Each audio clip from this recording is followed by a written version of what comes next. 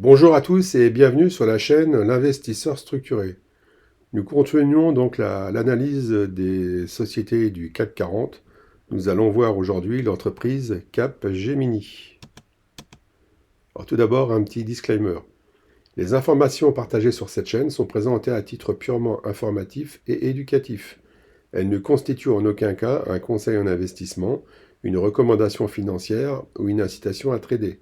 L'investissement sur les marchés financiers, actions, cryptoactifs, comporte des risques élevés de perte totale ou partielle du capital investi.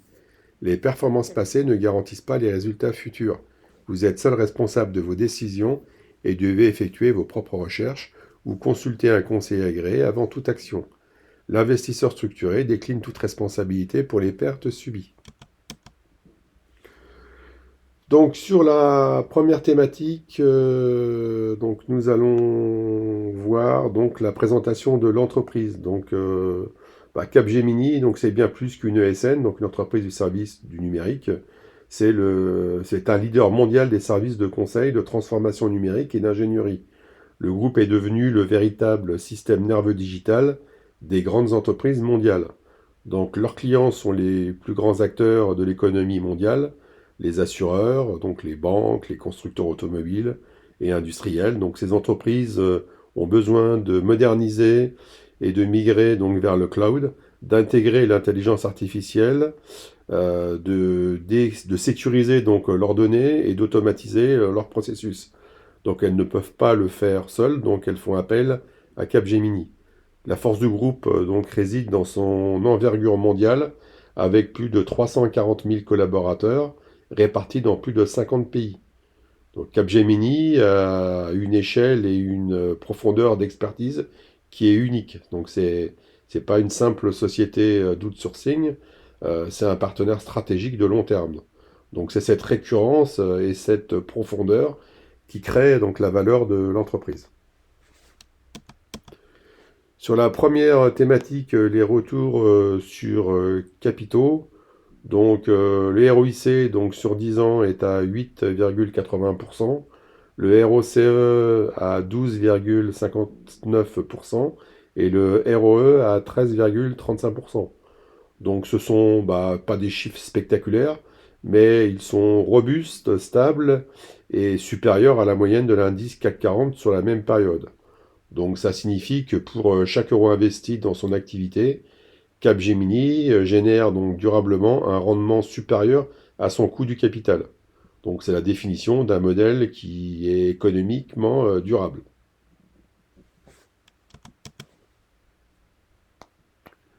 Sur la partie rentabilité. Donc ce qui saute aux yeux, donc c'est la marge opérationnelle sur un an qui s'établit à 13,28%. Donc ce qui est une excellente performance pour une entreprise de service du numérique. Donc après impôt, la marge nette ressort à 7,13%. Donc c'est un chiffre qui est solide et qui montre que le groupe maîtrise ses coûts fixes et variables. Euh, la force de Capgemini, donc c'est surtout sa capacité à générer du cash. Donc la marge du free cash flow donc, est de 9,7%, ce qui est supérieur à la marge nette. Donc cela s'explique par deux facteurs. Le premier, c'est le pourcentage du CAPEX sur le revenu qui est extrêmement faible, à seulement 1,28%. Donc Capgemini n'a pas besoin de construire des usines massives.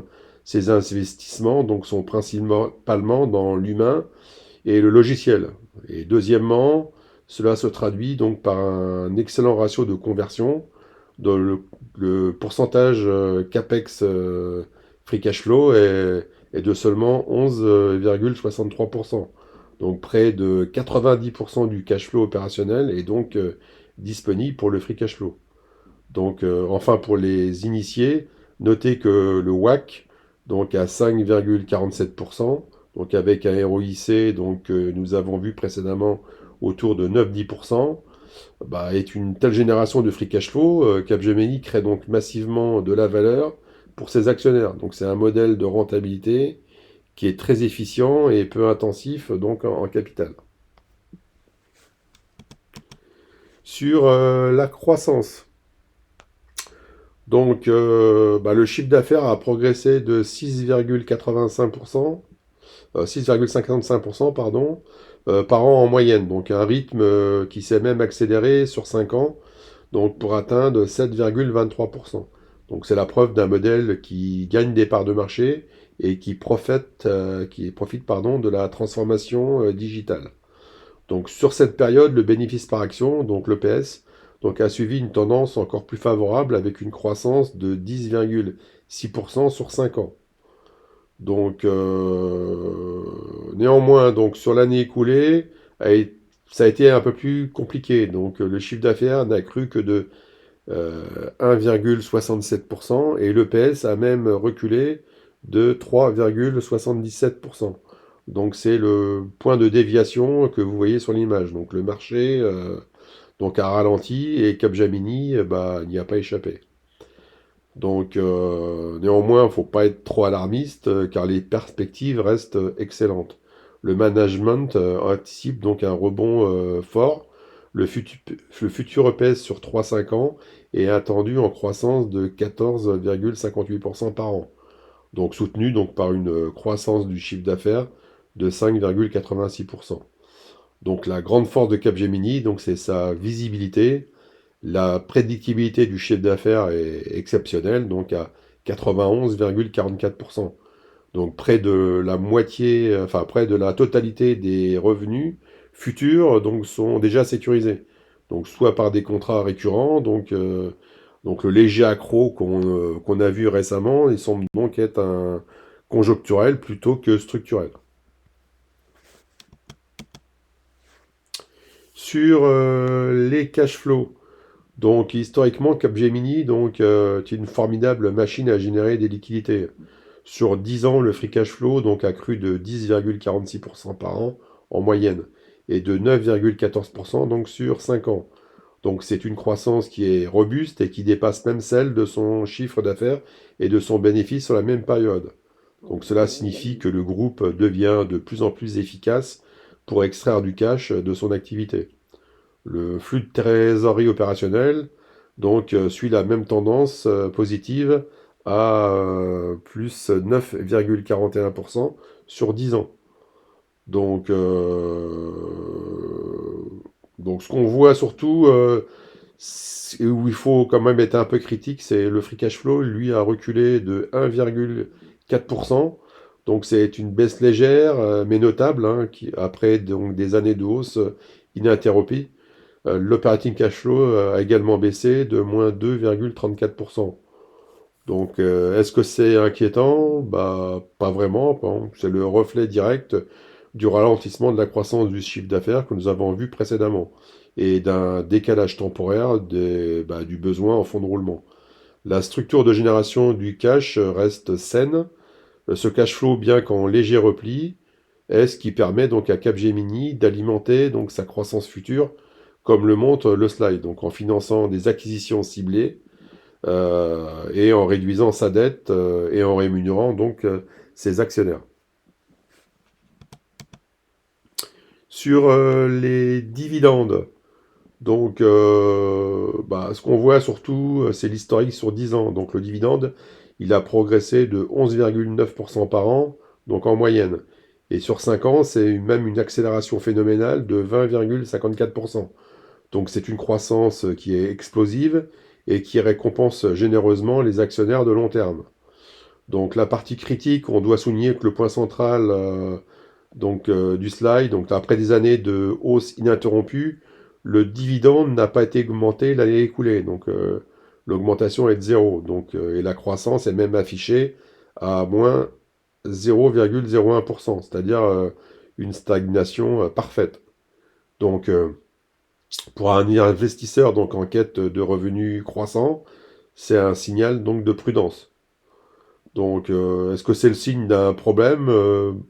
Probablement pas. Donc, c'est surtout la conséquence directe du ralentissement de l'EPS que nous avons vu précédemment. Donc, le management a préféré la prudence pour préserver le bilan. D'ailleurs, le payout ratio de 36,29% reste très raisonnable et parfaitement dans la moyenne de 10 ans qui est de 31,2%. Donc le groupe ne distribue qu'une petite partie de ses bénéfices. Le dividende est donc très sécurisé, même s'il fait une pause cette année. Sur la santé financière, donc le ratio dette EBITDA est de 2,44%. Donc c'est un niveau qui est tout à fait sain et gérable. Donc dans le secteur des ESN, un ratio inférieur à 2,5 ou 3 est considéré comme raisonnable. Capgemini donc n'est pas surendetté. Donc et la preuve de cette solidité, c'est l'interest coverage à 99,43. Donc ça signifie que le EBITDA du groupe couvre près de 100%, de 100 fois ses charges d'intérêt. Le groupe n'a absolument aucune difficulté à rembourser sa dette. Donc le point critique à souligner, qui demande une certaine vigilance, c'est le goodwill dans cassette qui est élevé à 51,13%. Donc c'est le petit avertissement que vous voyez. Plus de la moitié des actifs du groupe sont immatériels et proviennent de primes d'acquisition passées. Donc c'est le revers de la médaille d'une stratégie de croissance par acquisition. Donc cela accroît le risque de dépréciation si une acquisition future tourne mal. Donc malgré ce petit bémol, les scores de solidité globale sont rassurants. Donc l'Atman Z-score de 2,814 place le groupe dans une zone grise, hein, proche de la jaune saine, donc qui est supérieure à 2,99. Donc ça indique un risque de faillite faible. Le Piotrowski score de 5 sur 9 confirme une santé moyenne, donc à bonne. Donc enfin, notez la gestion dynamique du capital avec des rachats d'actions qui ont réduit le nombre de titres en circulation de moins 0,53%. Donc sur 3 ans. Donc Capgemini est robuste. En conclusion, donc, cette analyse de Capgemini, donc le verdict du PA est clair. Donc, c'est un investissement de long terme, donc qui combine croissance historique et rentabilité solide, mais qui traverse donc une zone de turbulence temporaire. Donc, les points forts, donc on a une rentabilité qui est durable, donc le ROIC et le ROCE qui sont sains autour de 10-12% sur 10 ans. Donc, prouve qu'on a une création de valeur qui est réelle. La marge des free cash flow à 9,7% est exceptionnelle et supérieure à la marge nette. La prédictibilité avec 91,44% du chiffre d'affaires, donc déjà sécurisé par des contrats récurrents. Donc le groupe a une visibilité exceptionnelle sur ses revenus futurs. Enfin, on a un dividende qui est sécure. Bien qu'il fasse une pause cette année, le dividende donc a connu une croissance explosive de 20% par an sur 5 ans. Le payout ratio est à 36%, donc ça reste très modéré et durable. Donc le bilan, il est sain. Le levier dette EBITDA à 2,44, donc, et le coverage des intérêts à 99, donc sont très rassurants.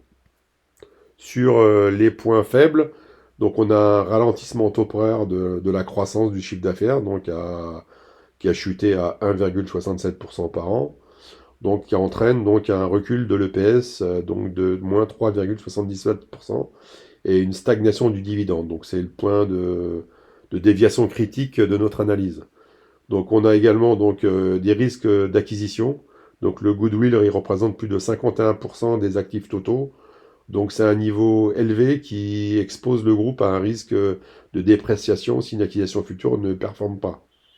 Donc globalement, ce qu'on peut dire pour votre PEA, enfin pour notre PEA, pardon, Capgemini, ça reste une valeur de grande qualité, donc une ESN de référence. Le ralentissement récent semble être conjoncturel et non structurel. Les perspectives de croissance de l'EPS sur 3 à 5 ans sont excellentes, donc à 14,58%. Donc si vous croyez donc à la transformation digitale à long terme, donc c'est une opportunité de qualité pour votre PEA. Voilà, cette vidéo est maintenant terminée. J'espère qu'elle vous a plu. N'hésitez pas donc à liker, à vous abonner et je vous dis donc à bientôt pour la prochaine vidéo. Merci.